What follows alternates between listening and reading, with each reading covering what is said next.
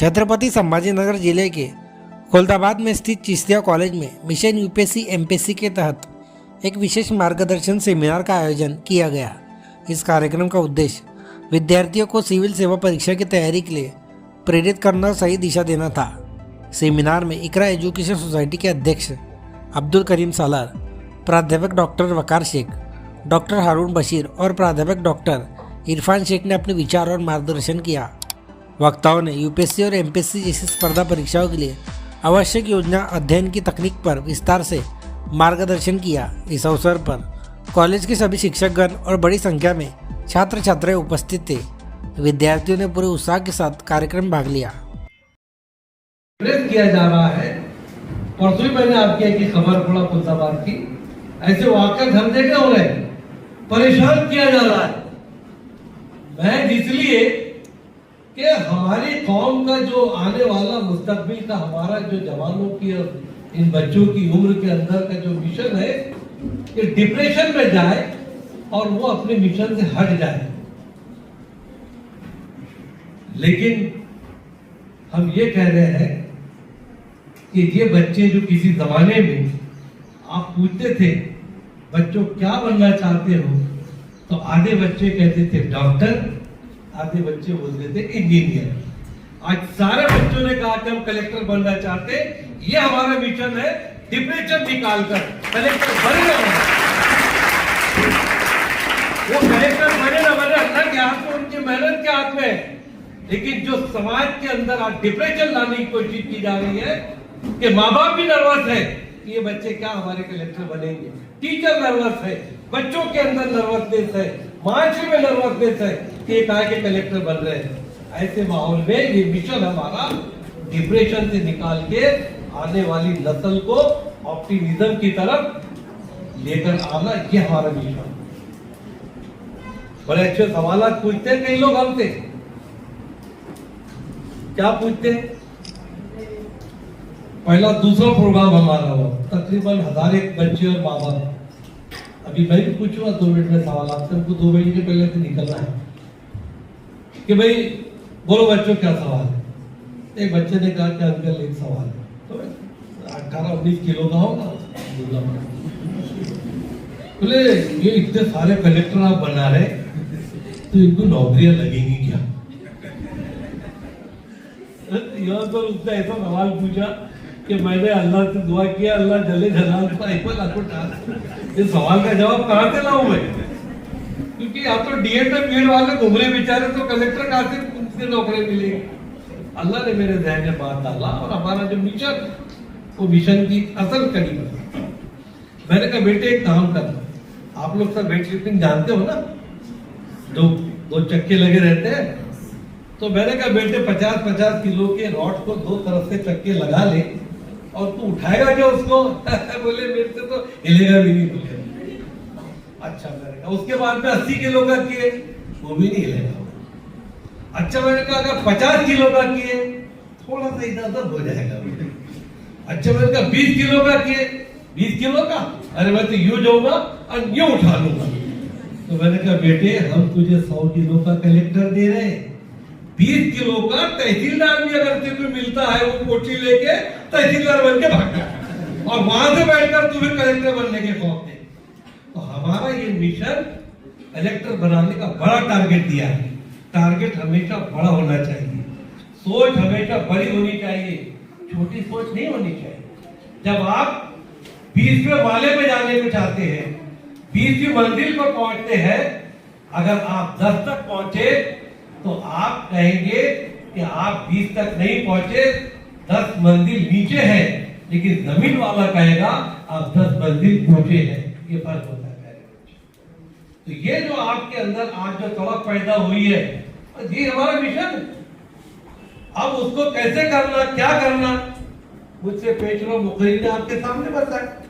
पहले तो मालूम है यूपीएससी क्या होता है, फिर भी आप खुलदाबाद में माशाअल्लाह एक बच्ची ने और कुछ लोगों ने बताया, और मालूम ही नहीं यूपीएससी क्या है, कौन सी चिड़िया का नाम है। आज वो आपको मालूम पड़ गया, ये बहुत बड़ी बात है। कम से कम मंजिल तो नजर आ रही। उसके बाद में दूसरा हमारे सर ने बताया कैसे लोगों ने जो है तो गरीबी के अंदर नाम पैदा किया। आप ही के नजदीक के लोगों को बतलाए, कहां से कहां पहुंच गए।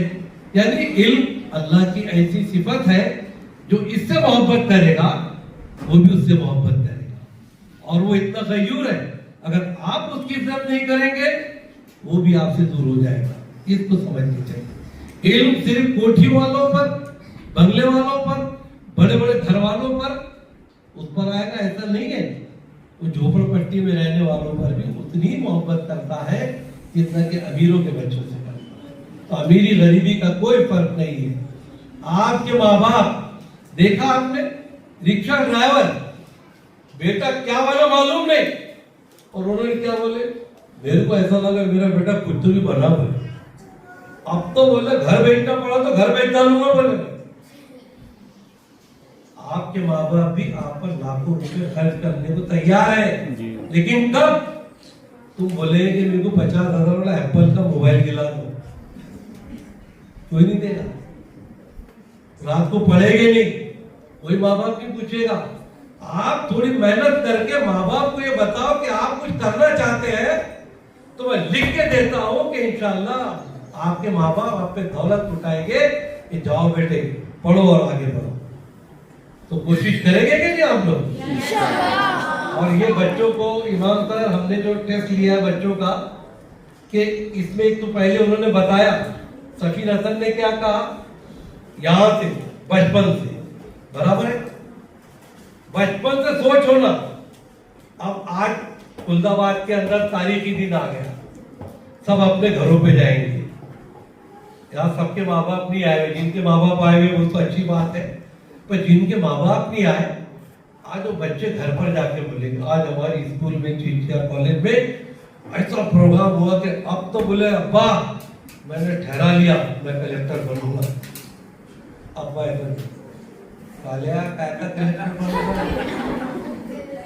थोड़ा भारी पास कर ले तो अपनी बातें बोलेगी। बच्ची बोलेगी अन्य में, आज मैंने इल्मा अफरोज जो भैंस की गाड़ी पे बैठी थी, खेड़े की लड़की, वो आईपीएस ऑफिसर बनी, मैं भी कलेक्टर बनूंगी, मैं भी आईपीएस बनूंगी। अम्मी रोटियां बेलते बोले बेटी थोड़ा बहुत पढ़ ले लिख ले, जल्दी से रिश्ता करके हाथ पीले करके टूटा करके इसको पढ़ाने के जाता। डीएड बन के मास्टर बन जाएंगे, ज्यादा में ज्यादा बीएड करके हाई स्कूल के बनेंगे। इसके सिवा हमारे पास टारगेट ही नहीं है। तुमको ना एसएससी मालूम, एसएससी बोले तो 10वीं पास, एसएससी मतलब स्टाफ सिलेक्शन कमीशन।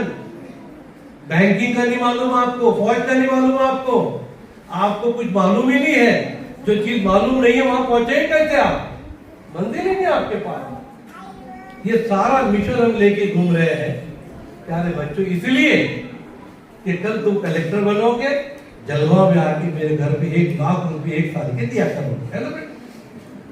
हाँ बंदे चुपके से नहीं लूंगा मैं, अभी से हिसाब कर रहा हूं मैं कैसी के दूंगे। हम कोई आपसे लालच नहीं रखते, हम बेलोग तो के अल्लाह के लिए निकले, अल्लाह ने हमको दिया है, हम इस्लाम में निकले हैं। हम सिर्फ इखलास की बुनियाद पर आज हमारे समाज में जो डिप्रेशन है हम उसको दूर करने के लिए निकले। आपका फायदा है इसमें, स्कूल का नाम रोशन होगा। अगर इस स्कूल का एक बच्चा कलेक्टर बनता है, 4 डिस्ट्रिक्ट के लोग आके तुम्हारे घर पे सलाम ठोक कर जाएंगे।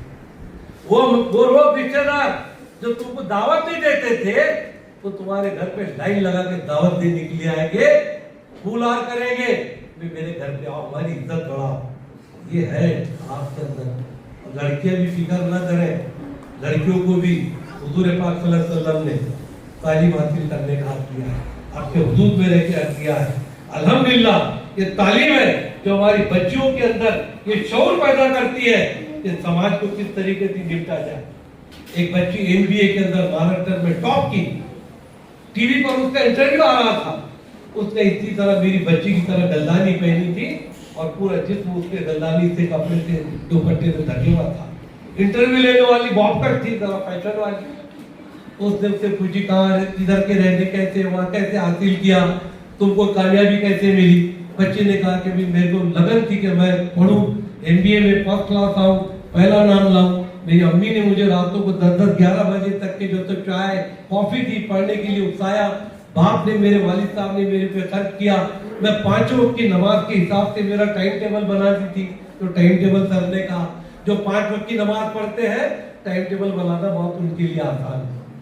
तो फिर बोले आप इतनी पढ़ी लिखी हो गई है, ये क्या मतलब लपेट के रखे हुआ अपने आप को पूरा पर्दे में।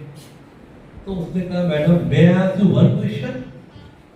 उसने क्या कहा सर कि मैं आपसे मैडम एक सवाल पूछ सकती हूँ? बोले यस। बोले मुझे बताइए, जब इंसान जाहिल गवार पत्थरों के दौर में था, अनपढ़ था, जंगलों में रहता था, तो कपड़े कैसे पहनता था? तो बोले तो पूरे बादलदार नंगे रहते थे, पूरे ओढ़िया रहते थे। फिर क्या हुआ? चलने के दौर बदला, फिर उसके बाद उसने कुछ अपना सतर छुपाया पत्तों से, इससे उससे, पाले से। फिर क्या हुआ? बोले जब पढ़ा लिखा हुआ तो अच्छे कपड़े पहनने लगा, बहुत अच्छे ड्रेस पहनने लगा। तो बोले मैडम मेरा सवाल ये है, मैं जिस दौर में लोग ओढ़िया रहते थे उस तरफ जाऊं, जिस तरफ कपड़े पहनना सीखे उस तरफ आऊं? ये मेरी उस बच्ची का जवाब था, जिसने गलदानी और पर्दे के अंदर रहकर जवाब दिया। अरे बच्चों आप आगे बढ़ो, खुश बढ़ो। ये आप भी बात करते हैं कि मैंने आके आपको जोर से सलाम किया था, क्या आ गया था? मैंने सलाम किया था ना आपको, आपने जोर से जवाब दिया था वालेकुम अस्सलाम। सर पिस्तलूदी नाम का एक टीचर था, जब भी क्लास में जाता सबसे पहले बच्चों को सलाम करता। अब ये बात बार बार देखकर उसके साथी उसको टीचर रूम में पूछते पिस्तलूदी तो बच्चों को पहले से जाके सलाम करता है, और हम तो जब जाते हैं तो बच्चे उठ के पहले हमको सलाम करते हैं, गुड मॉर्निंग सर।